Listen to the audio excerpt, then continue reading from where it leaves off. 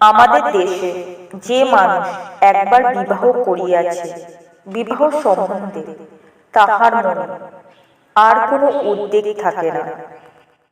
নরমাংসের স্বাদ পাইলে মানুষের সম্বন্ধে বাঘের যে দশা হয়, স্ত্রী সম্বন্ধে তাহার ভাবটা সেই রূপ হইয়া ওঠে। জ্যৈষ্ঠের খড় রৌদ্রের তো জ্যৈষ্ঠের অশ্রু রোদন।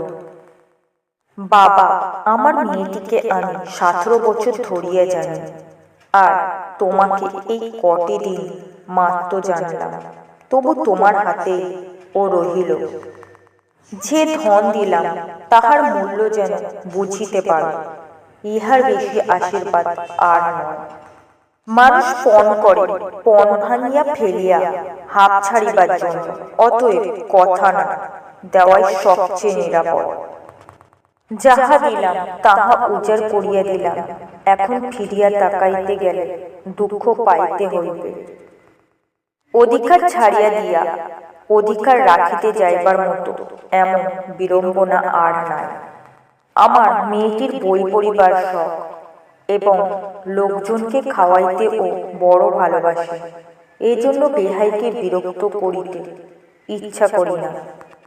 আমি মাঝে মাঝে তোমাকে টাকা পাঠাইব, তোমার বাবা জানিতে পারিলে কি রাগ করিবেন?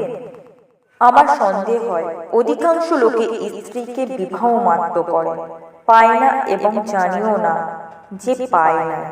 তাদের স্ত্রীর কাছেও আমি তো কাল এই খবর ধরা পড়ে না।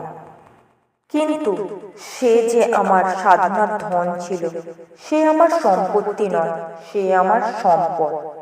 আয় বল, মেয়ের বয়স 17, এটা কি খুব একটা গৌরবের কথা? তাই ঢাক পিটিয়ে বেড়াইতে হইবে?